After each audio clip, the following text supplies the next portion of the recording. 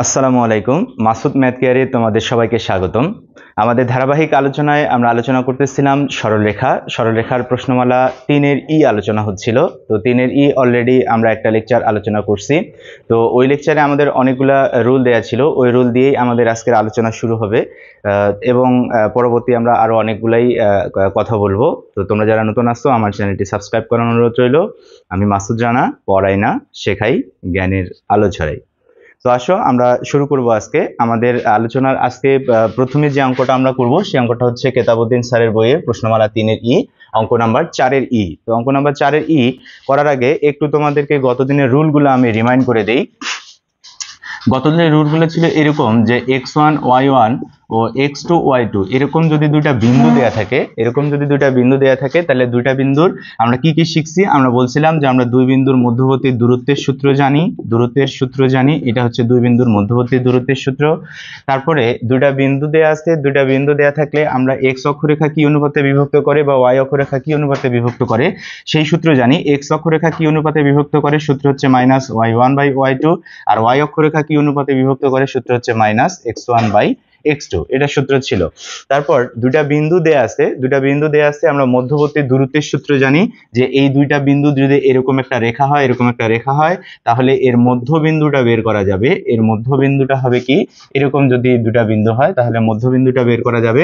মধ্যবিন্দু বের করার সূত্র হচ্ছে কি x1 + x2/2, আর y স্থানাঙ্ক হচ্ছে y1 + y2/2। এইভাবে মধ্যবিন্দুর স্থানাঙ্ক বের করা যাবে। আচ্ছা, তারপরে আমরা কি শিখলাম? তারপরে আমরা শিখলাম যে দুইটা বিন্দু দেয়া আছে, দুইটা বিন্দুর সংযোগ রেখার ঢাল কিভাবে বের করা যাবে।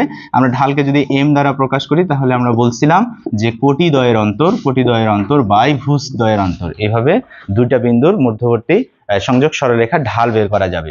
আচ্ছা, তারপরে আবার দুইটা বিন্দু দেয়া আছে, দুইটা বিন্দুর সংযোগ রেখার সমীকরণ কিভাবে বের করা যাবে। আমরা সূত্র বলছিলাম x - x1/x1 - x2 equal y - y1/y1 - y2। এটা হচ্ছে কি দুই বিন্দুর সংযোগ সরলরেখার সমীকরণ, এটা নিয়ে আলোচনা করছিলাম। আচ্ছা, তারপরে আমরা আলোচনা করছিলাম যে x অক্ষের সমান্তরাল হলে সূত্র হচ্ছে y = b, আবার y অক্ষের সমান্তরাল হলে সূত্র হচ্ছে x = a। আচ্ছা, এখানে আমরা আরো দুইটা কথা বলছিলাম আগে যে x অক্ষের সমান্তরাল হলে এমন একটা সমীকরণ হবে যে সমীকরণে x থাকবে না। আবার আমরা বলছি যে y অক্ষের সমান্তরাল হলে এমন একটা সমীকরণ হবে যে সমীকরণে y থাকবে না। তো এরকম অনেকগুলো অঙ্ক বলতে আমরা 2-এর a b c ওই অঙ্কগুলো এইভাবে করছিলাম। আচ্ছা, আমরা 4-এর নাম্বার অঙ্কটা শুরু করতেছি। 4-এর নাম্বার অঙ্কটা দেখো কি বলা আছে যে x - 4 = 0, y - 5 = 0, x + 3 = 0 এবং y + 2 = 0 রেখাগুলি দ্বারা উৎপন্ন চতুর্ভুজের কর্ণের সমীকরণ বের করতে হবে, কর্ণদ্বয়ের সমীকরণ। তাহলে তোমরা লিখে ফেলো সলিউশন লেখো যে দেওয়া আছে কি দেওয়া আছে x - 4 = 0, তাহলে x = কত হবে 4, এটা একটা ইকুয়েশন থাকলো। তারপরে কি দেওয়া আছে y - 5 = 0, অতএব y = 5, এটা হচ্ছে 2 নাম্বার ইকুয়েশন। তারপরে হচ্ছে x + 3 = 0 বা x = -3, এটা হচ্ছে 3 নাম্বার ইকুয়েশন। তারপরে দেওয়া আছে y + 2 = 0 বা y = -2, এটা হচ্ছে 4 নাম্বার ইকুয়েশন। এই পর্যন্ত ইকুয়েশনগুলো দাও। আচ্ছা, আমরা ইকুয়েশন দিলাম। এখন দেখো এগুলা যদি আমরা ফিগারে অ্যাসাইন করতে চাই তাহলে দেখো কি বলছে যে এগুলা দ্বারা কি হবে, এগুলা দিয়ে একটা চতুর্ভুজ গঠন হবে। তাহলে এই পাশে আমাদের x, এই পাশে x', এটা হচ্ছে y, এটা হচ্ছে y'। তাহলে দেখো প্রথম সমীকরণটা যদি আমরা লিখি তাহলে x = 4, তাহলে এটা কি হবে, এটা y অক্ষের সমান্তরাল একটা ইকুয়েশন। y অক্ষের সমান্তরাল আমরা বলছি যে y অক্ষের সমান্তরাল হলে এমন একটা সমীকরণ হবে যে সমীকরণে y থাকবে না, তাহলে এটা হচ্ছে y অক্ষের সমান্তরাল ইকুয়েশন। তাহলে x = 4, তাহলে x এই পাশে পজিটিভ, তাহলে আমরা ধরে নিলাম যে এখানে হচ্ছে x = 4, তাহলে এটা হচ্ছে আমাদের 1 নাম্বার ইকুয়েশন। তারপরে দেখো, তারপরে কি দেওয়া আছে 2 নাম্বার ইকুয়েশন দেওয়া আছে y = 5, তাহলে y = 5 এটা কোন অক্ষের সমান্তরাল ইকুয়েশন, এটা x অক্ষের সমান্তরাল হলে এমন একটা সমীকরণ হয় যেখানে x থাকে না, তাহলে এটা x অক্ষের সমান্তরাল, তাহলে কি আছে y = 5, তাহলে এটা পজিটিভ আছে, তাহলে y = 5 আমরা ধরে নিলাম যে এইরকম একটা জায়গায় y = 5 আছে। এটা 4 ধরছি, এটা 5 ধরলাম। আচ্ছা, তারপরে দেখো কি বলা আছে, 3 নাম্বার ইকুয়েশন বলা আছে x = -3, x = -3, তাহলে এই পাশে হবে x = -3, x = -3, তাহলে এই পাশে এটা হচ্ছে আমাদের 3 নাম্বার ইকুয়েশন, এটা হচ্ছে 3 নাম্বার ইকুয়েশন। তারপরে দেখো কি আছে 4 নাম্বারে আছে y = -2, y = -2, তাহলে y -2, তাহলে নিচের দিকে, তাহলে এই হলো এটা আমাদের 4 নাম্বার ইকুয়েশন, 4 নাম্বার ইকুয়েশন। এখন তুমি a b c যে কোনো ভাবেই দিতে পারো, আমি ধরে নিলাম যে এটা a, এটা b, এই পয়েন্টগুলো ধরলাম আর কি, b, এটা হচ্ছে c, এটা হচ্ছে c, এটা হচ্ছে d। তাহলে এই যে আমাদের এটা হলো একটা চতুর্ভুজ হলো, এই চতুর্ভুজটার আমাদের কি বলছে, এই কর্ণের সমীকরণগুলো বের করতে হবে, কর্ণের সমীকরণগুলো মানে আমাদের ac বের করতে হবে এবং bd বের করতে হবে, bd বের করতে হবে। তাহলে a বিন্দু, b বিন্দু, c বিন্দু, d বিন্দু এগুলো আগে জানতে হবে আমাদের, এগুলো আগে আমাদের জানতে হবে। তারপর ac এর সমীকরণ আমরা বের করতে পারবো, সমীকরণ বের করার সূত্র আমরা পড়ছি যে x - x1 / x1 - x2 = y - y1 / y1 - y2। যদি এখন তাহলে আমাদের এই বিন্দুগুলো দরকার, তাহলে আসো কিভাবে বিন্দুগুলো বের করা যাবে। দেখো এখন আমরা তাহলে কি করব, এই বিন্দুগুলো আইডেন্টিফাই করব, আচ্ছা দেখো তো এই যে বিন্দুটা, এটা কোনটা রেখার সমন্বয়ে গঠিত হয়েছে, এই বিন্দুটা দেখো তো এই রেখাটার সমন্বয় হয়েছে এবং এই রেখাটার সমন্বয় হয়েছে। তাহলে এই বিন্দুটা কোন রেখা আছে, 3 নাম্বার আর 4 নাম্বার দিয়ে হয়েছে, 3 নাম্বার এবং 4 নাম্বার। তাহলে আমরা লিখবো এইভাবে, নিচে লিখবা সুন্দর করে যে 3 ও 4 নং হতে, 3 ও 4 নং হতে a কত পাইলাম, a কত দেখো, তাহলে 3 এবং 4, তাহলে 3 এ x এর মান মানে ভুজ হচ্ছে কত, -3, আর কোটি হচ্ছে কত, -2, তাহলে a হবে কত, -3 -2। এবার দেখো b বিন্দুটা আমাদের কোনটার সমন্বয় হয়েছে, দেখো দেখি b বিন্দুটা তাহলে দেখো তো আমাদের এই যে 3 নাম্বার রেখা আর হচ্ছে কি এই যে 2 নাম্বার রেখা, 3 নাম্বার রেখার সমন্বয়ে আমাদের b বিন্দুটা হয়েছে, তাহলে আমরা লিখবো যে 2 ও 3 নং হতে b বিন্দুটা আমাদের কত হয়েছে, দেখো 2 নাম্বার এবং 3 নাম্বার,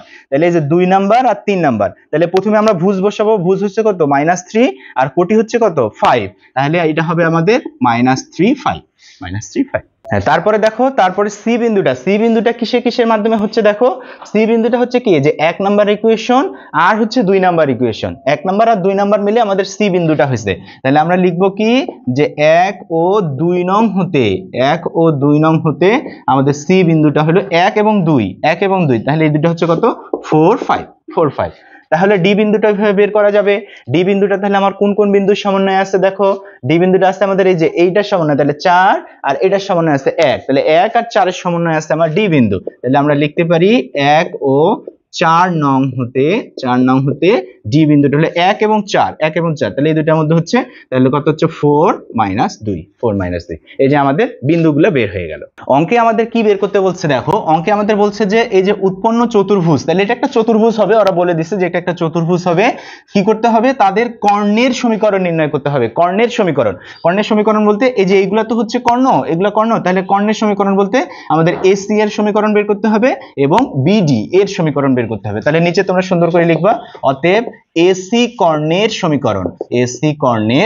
সমীকরণ, সূত্র আমাদের জানাই আছে, তারপর আমি সূত্রটা লিখতেছি, x - x1 / x1 - x2 = y - y1 / y1 - y2।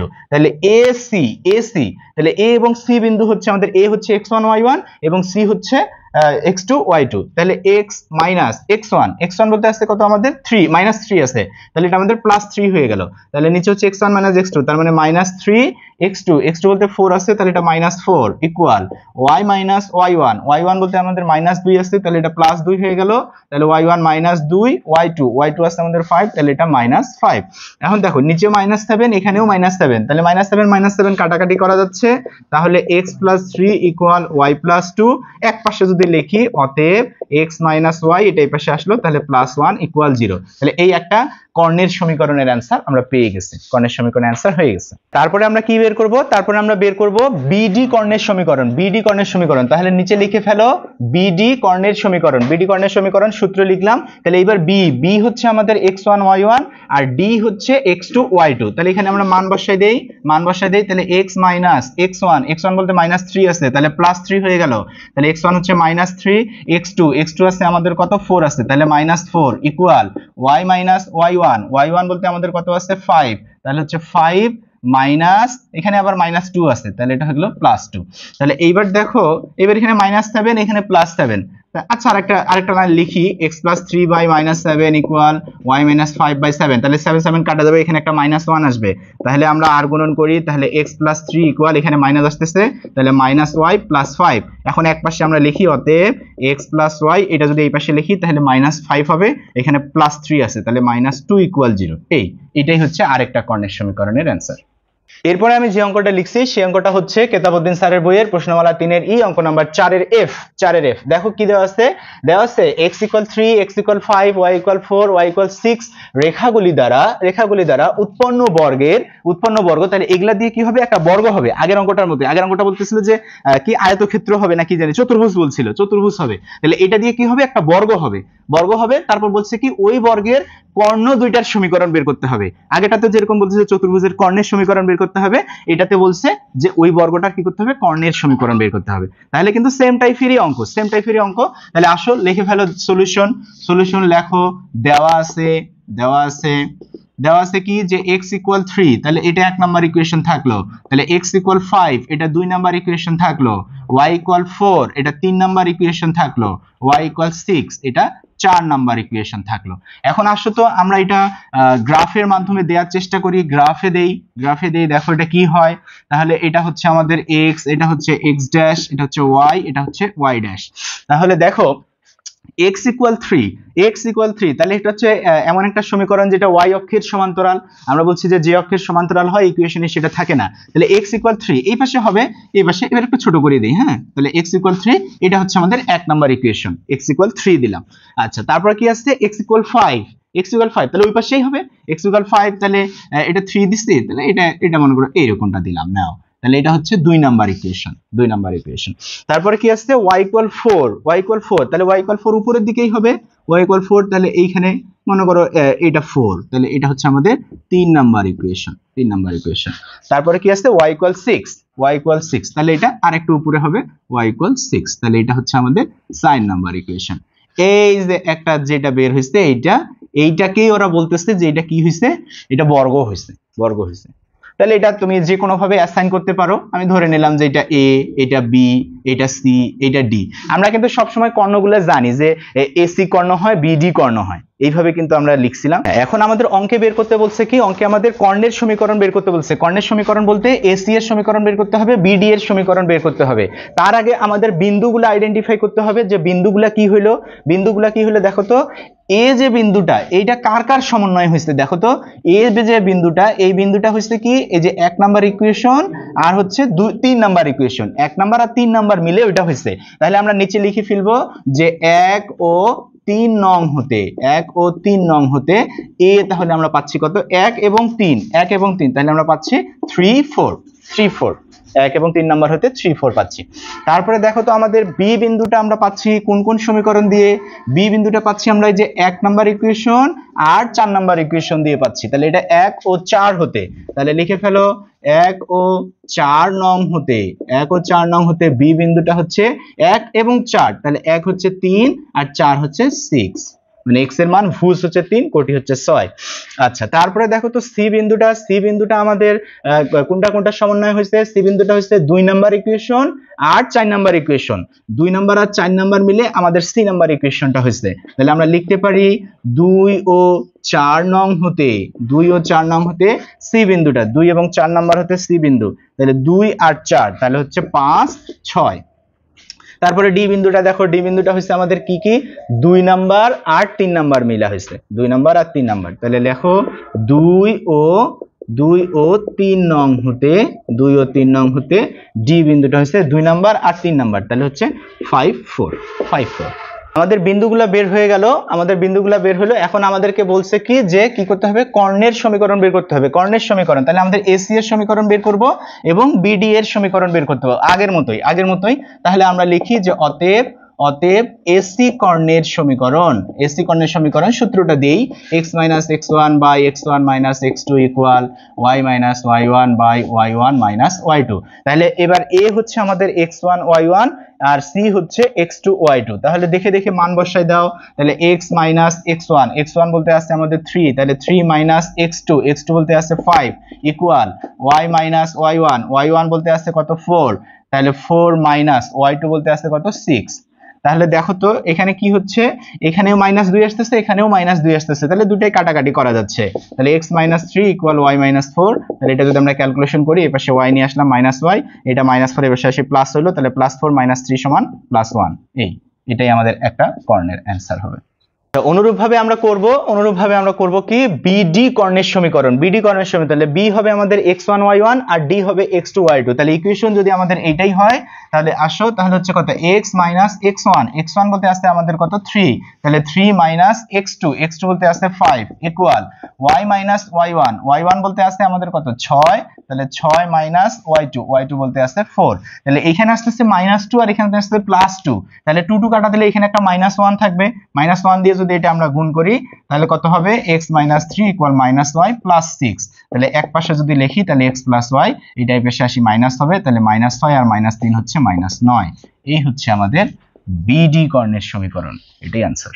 তাহলে দেখো অনুরূপ অঙ্ক আছে আমাদের কেতাবুদ্দিন স্যারের বইয়ের প্রশ্নমালা 3 এর ই, অঙ্ক নাম্বার 4 এর জি। অঙ্ক নাম্বার 4 এর জি, এই অঙ্কটা দেওয়া আছে যে x = 4, x = 8, y = 6 এবং y = 10 রেখাগুলি দ্বারা উৎপন্ন আয়তক্ষেত্রের কর্ণদ্বয়ের সমীকরণ নির্ণয় করো। ঠিক আগের অঙ্ক দুইটার মতোই, তোমরা দেখো দেখি চেষ্টা করে পারতেছো কিনা, একবার ট্রাই করে দেখো।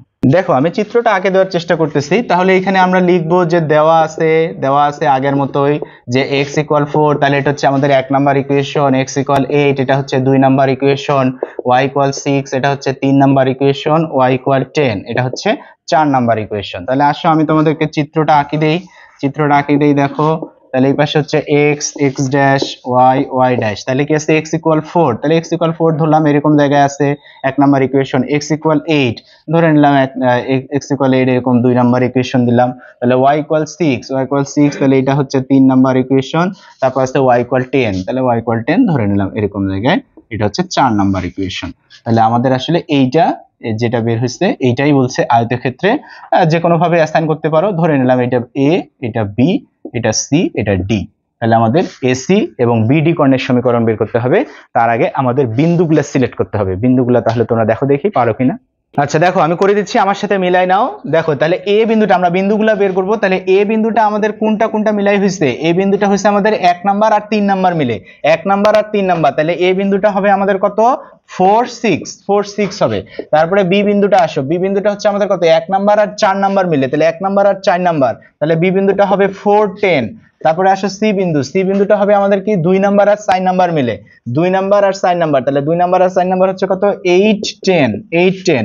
আর ডি বিন্দুটা হবে আমাদের 2 নাম্বার আর 3 নাম্বার মিলা, 2 নাম্বার আর 3 নাম্বার, তাহলে 2 নাম্বার হচ্ছে 8 আর 3 নাম্বার হচ্ছে কত 6, 3 নাম্বার হচ্ছে 6। এই হচ্ছে আমাদের বিন্দুগুলা, তাহলে আমরা এখন লিখবো যে অতএব এসি কর্ণের সমীকরণ, সূত্র আমাদের জানাই আছে x - x1 / x1 - x2 = y - y1 / y1 - y2। তাহলে আমরা মান বসাই দেই, x - x1 বলতে আছে আমাদের 4, তাহলে 4 - 8 = y - y1 বলতে আছে 6, তাহলে 6 - y2 বলতে আছে 10। তাহলে এখানে দেখো এখানে আসতেছে -4, এখানেও -4, তাহলে -4 কাটাকাটি করা গেল, তাহলে x - 4 = y - 6, এক পাশে যদি লিখি তাহলে x - y, এটা আসি +6 হবে, তাহলে +6 - 4 মিলিয়া +2 হবে। তাহলে এই হচ্ছে আমাদের একটা অ্যান্সার।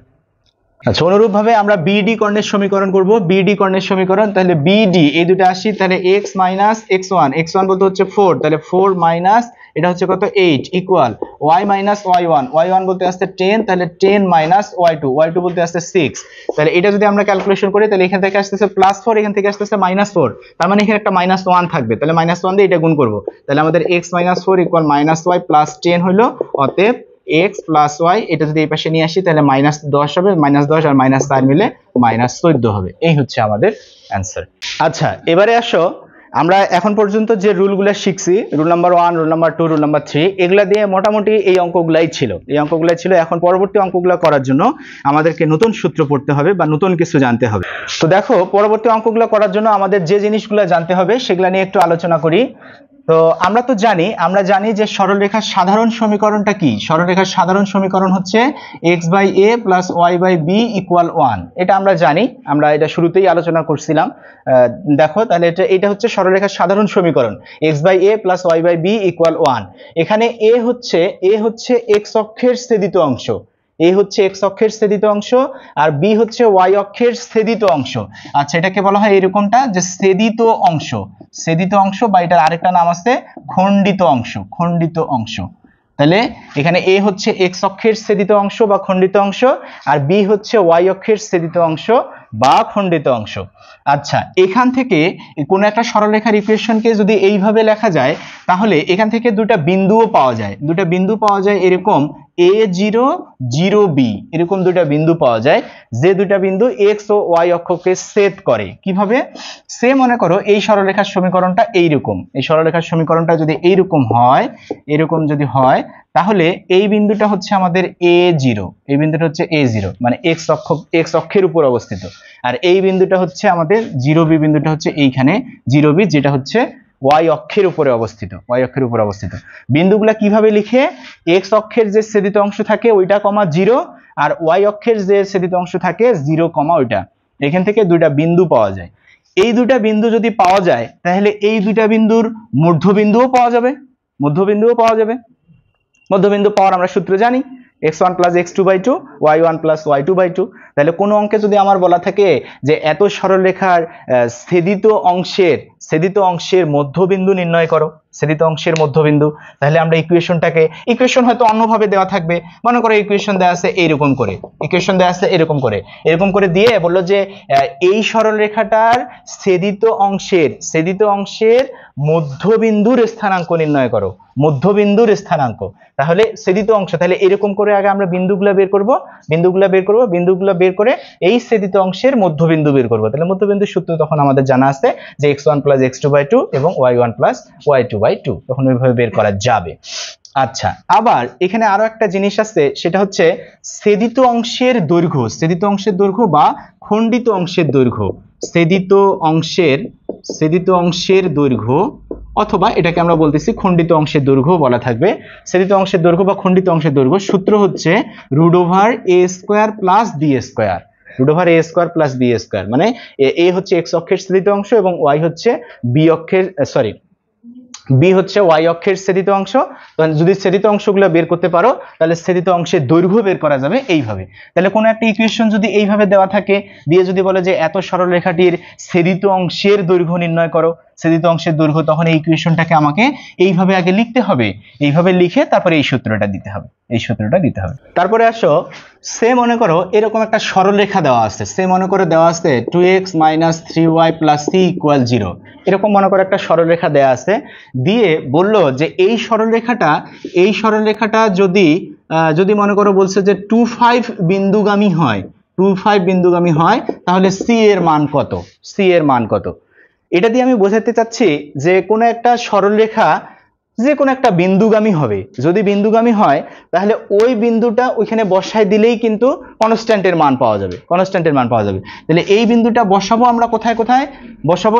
x আর y এর জায়গায়, x আর y এর জায়গায়। তাহলে এটা যদি x আর y এর জায়গায় বসায় দেই তাহলে 4 - 15 + c = 0, তাহলে c এর মান হবে 11, c এর মান হবে 11।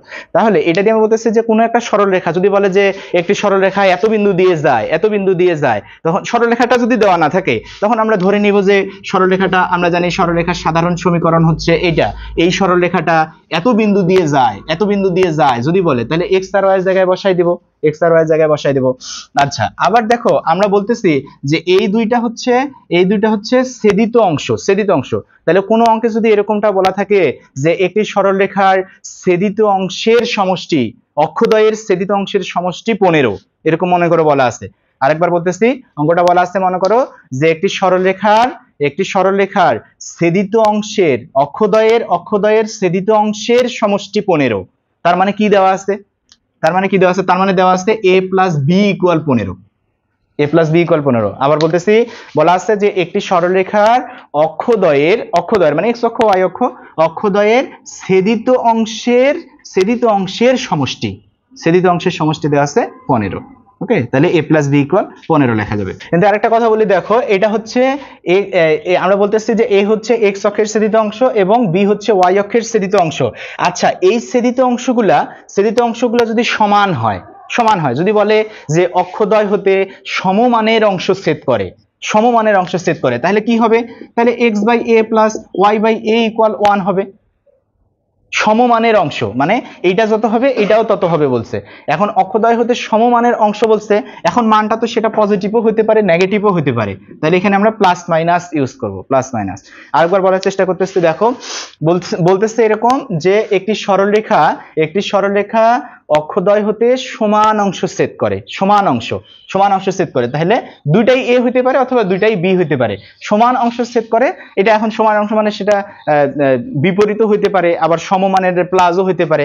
যদি প্লাস হয় তাহলে ওরা এরকম বলেই দিবে যে অক্ষদ্বয় হতে সমমানের সমচিহ্নের অংশ ছেদ করে, এরকম যদি বলে তাহলে ধরতে হবে দুইটাই প্লাস অথবা দুইটাই মাইনাস। আবার যদি বলে যে এই সরলরেখা একটি সরলরেখা অক্ষদ্বয় হতে সমমানের বিপরীত অংশ ছেদ করে, তাহলে কি হবে? তাহলে হবে x/a প্লাস y/-a ইকুয়াল 1, মানে সমমানের বিপরীত অংশ মানে এটা প্লাস হলে এটা মাইনাস অথবা এটা মাইনাস হলে এটা প্লাস। ওকে, তাহলে এই জিনিসগুলো একটু আমাদেরকে মাথায় রাখতে হবে।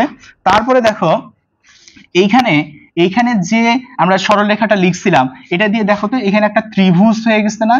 এখানে একটা ত্রিভুজ হয়েছে, এই ত্রিভুজটার ক্ষেত্রফল বের করা যাবে। এই ত্রিভুজটার ক্ষেত্রফল বের করার সূত্র হচ্ছে হাফ এ বি, মানে হাফ এ হচ্ছে, এ বুঝতেছো যে এ হচ্ছে এক্স অক্ষের ছেদিত অংশ এবং বি হচ্ছে ওয়াই অক্ষের ছেদিত অংশ। 2 মিনিটে আবার রিপিট করতেছি। দেখো আমরা বলতেছিলাম যে সরলরেখার সাধারণ সমীকরণ হচ্ছে x/a প্লাস y/b ইকুয়াল 1, এটা হচ্ছে সরলরেখার সাধারণ সমীকরণ। এখানে a হচ্ছে x অক্ষের ছেদিত অংশ, b হচ্ছে y অক্ষের ছেদিত অংশ। ওকে, a হচ্ছে x অক্ষের ছেদিত অংশ, b হচ্ছে y অক্ষের ছেদিত অংশ। এটা হচ্ছে কি, এখানে ভিন্ন ভিন্ন অংশ দিয়ে এটা হচ্ছে সরলরেখার সাধারণ সমীকরণ। যদি আমরা বলতেছি যে এই সরলরেখাটা বলছে যে অক্ষদ্বয় হতে সমমানের অংশ ছেদ করে, এরকম যদি কোনো অঙ্কে বলা থাকে তখন কি হবে? x/a প্লাস y/+-a ইকুয়াল 1 হবে। তারপরে আমরা বলতেছি যে অক্ষদ্বয় হতে সমমানের বিপরীত অংশ ছেদ করে, তার মানে ওইটা মানে বোঝায় x/a প্লাস y/-a ইকুয়াল 1। এরপরে কি করতে হবে সেটা আমি পরে বলবো, ঠিক আছে? তাহলে সমমানের বিপরীত অংশ ছেদ করে তখন এরকম হবে। আর যদি শুধু বলে যে সমমানের অংশ ছেদ করে, সেটা প্লাসও হতে পারে মাইনাসও হতে পারে, এজন্য প্লাস মাইনাস দিতে হবে। আচ্ছা, তারপরে আমরা বলতেছি যে x/a প্লাস y/b ইকুয়াল 1, এইভাবে যদি কোনো একটা সরলরেখার সমীকরণকে লেখা যায় তাহলে a0 0b দুটা পয়েন্ট পাওয়া যায়। এখানে a0 পয়েন্টটা x অক্ষকে স্পর্শ করবে, আর 0b বিন্দুটা y অক্ষকে স্পর্শ করবে। এখন যদি আমাদের কোনো অঙ্কে বলে যে একটি সরলরেখার ছেদিত অংশের মধ্যবিন্দু নির্ণয় করো, ছেদিত অংশের অক্ষদ্বয়ের ছেদিত অংশের মধ্যবিন্দু নির্ণয় করো, তাহলে এই বিন্দুটা বের করা যাবে কখন? যখন আমরা এই দুইটা বিন্দু জানবো। এই দুইটা বিন্দু যদি আমরা জানি তাহলে মধ্যবিন্দু বের করার সূত্র আমরা এটা জানি। ঠিক আছে, এটা গেল। তারপরে আমি বললাম যে ছেদিত অংশের দৈর্ঘ্য বা খণ্ডিত অংশের দৈর্ঘ্য বের করার সূত্র কি? √a² + b²। এটা হচ্ছে ছেদিত অংশের দৈর্ঘ্য বা খণ্ডিত অংশের দৈর্ঘ্য বের করার সূত্র। তারপরে আমরা বললাম যে এই যে একটা সরলরেখা, এটা মূল বিন্দুর সাথে যে ত্রিভুজ উৎপন্ন করছে সেই ত্রিভুজের ক্ষেত্রফল বের করার সূত্র হাফ এ বি। বারবার বলতেছি, এখানে এ হচ্ছে এক্স অক্ষের ছেদিত অংশ, বি হচ্ছে ওয়াই অক্ষের ছেদিত অংশ। ওকে, আচ্ছা, তারপরে আমরা আরো একটা কথা বলতেছিলাম, এরকম যদি বলা থাকে যে অক্ষদ্বয়ের ছেদিত অংশের সমষ্টি, অক্ষদ্বয়ের ছেদিত অংশের সমষ্টি যদি বলা থাকে 15, তার মানে বলা আছে a + b = 15। যদি কোনো অঙ্কে বলা থাকে যে এত সরলরেখাটি মূল বিন্দুর সাথে যে ত্রিভুজ উৎপন্ন করে তার ক্ষেত্রফল h বর্গ একক, বলা আছে, মনে করে বলা আছে যে এই একটা সরলরেখা দিচ্ছে যে এই সরলরেখাটা দ্বারা যে ত্রিভুজ উৎপন্ন হয় তার ক্ষেত্রফল হচ্ছে h বর্গ একক, তার মানে তাহলে কি দেওয়া আছে? Half A B equal h দেওয়া আছে। ওকে, আচ্ছা, তারপরে আমরা বলতেছি কোনো একটা সরলরেখার সমীকরণ যদি বলে যে একটি সরলরেখা এত বিন্দু দিয়ে যায় তখন কি করতে হবে? ওই বিন্দুটা ওই রেখার মধ্যে বসায় দেওয়া যাবে। মনে করো আমাকে বললো যে একটি সরলরেখা এত 25 বিন্দুগামী, তাহলে 2 5 বিন্দু যদি সরলরেখাটা দেওয়া না থাকে ওইটাই যদি বের করতে হয় তখন তো আমরা ধরে নেব যে সরলরেখার সমীকরণ এইটা, তখন এখানে আমরা 2 5 বিন্দু তার মানে x এর জায়গায় 2 বসাই দেব, y এর জায়গায় 5 বসাই দেব। ওকে, আসো তাহলে আমরা দুইটা অঙ্ক করব। আমরা যে অঙ্কটা লিখছি 5 এর a নাম্বার যে অঙ্কটা লিখছি, অঙ্কটা লেখা আছে যে একটি সরলরেখা অক্ষদ্বয় হতে সমান সমান অংশ কর্তন করে। যে কথাটা বারবার বলতেছিলাম যে সমান সমান অংশ কর্তন করে মানে অংশ ছেদ করে। তারপরে কি বলছে, এবং আলফা বিটা বিন্দু দিয়ে অতিক্রম করে, তার সমীকরণ নির্ণয় করো। মানে এখানে একটা সরলরেখার সমীকরণ নির্ণয় করতে হবে যার ছেদিত অংশগুলা কি হবে, সমান সমান হবে। সেটা তাহলে সমান সমান বলছে, কোনো চিহ্নের কথা বলে নাই কিন্তু। যদি সমচিহ্নের বলতো তাহলে x/a + y/a = 1 লিখতাম, যদি বিপরীত চিহ্নের বলতো তাহলে x/a + y/-a = 1 লিখতাম। যেহেতু সমান সমান অংশ বলছে এইজন্য প্লাসও হইতে পারে মাইনাসও হইতে পারে, আমরা ওটা লিখবো। আর ওই সরলরেখাটা কি হবে, আলফা বিটা বিন্দু দিয়ে যাবে, তার মানে x এর জায়গায় আলফা বসাবো, y এর জায়গায় বিটা বসাবো। তাহলে চলে আসছে সলিউশন। একবারে লিখবো আমরা এই কথাটা লিখবো যে অক্ষদ্বয় হতে সমান সমান অংশ কর্তন করে এরূপ সরলরেখার সমীকরণ কি হবে, x/a + y/+-a = 1, বা আমরা লিখতে পারি x + y = a, এটা লিখতে পারি। এখন দেখো এই যে সরলরেখার সমীকরণটা বের হয়েছে, এখন এইটা কি হবে, এটা বলছে যে আলফা বিটা বিন্দু দিয়ে যায়, তাহলে আলফা বিটা বিন্দু দিয়ে এর মান বের করে আবার ওইখানেই বসাই দিব। ওই যে x অক্ষের সমান্তরাল রেখার সমীকরণ, y অক্ষের সমান্তরাল রেখার সমীকরণ যেভাবে বের করতেছিলাম, যে এত বিন্দুটি 1 নং সমীকরণ দিয়ে গেলে ওখান থেকে মান বের করে আবার ওখানে বসাচ্ছিলাম, ওইটা বসাই দিলেই হবে। তাহলে এখন সুন্দর করে লিখে ফেলো যে 1 নং রেখাটি আলফা বিটা বিন্দুগামী হলে কি হবে, আচ্ছা এটা আমরা আরেকটা লাইন এখানে লিখতে পারি যে x + y = a, অথবা একটু আলাদা করে লিখি, অথবা x - y = a। তাহলে ওখানে আমরা মান বসাই দেই, তাহলে হচ্ছে কত, বিন্দুগামী হলে তাহলে x এর জায়গায় আলফা বসাবো, y এর জায়গায় বিটা বসাবো, তাহলে আলফা + বিটা = a, অথবা আলফা - বিটা = a। তাহলে এই যে দুইটা মান আমরা পাইলাম, দুইটা মান পাইলাম। এখন এটা আমরা 1 নাম্বার ইকুয়েশনে, অথবা এটা আমরা 1 নাম্বার ইকুয়েশন দিতে পারতাম, আলাদা আলাদা করে যেটা লিখছি ওটাতে দিতে পারতাম। অতএব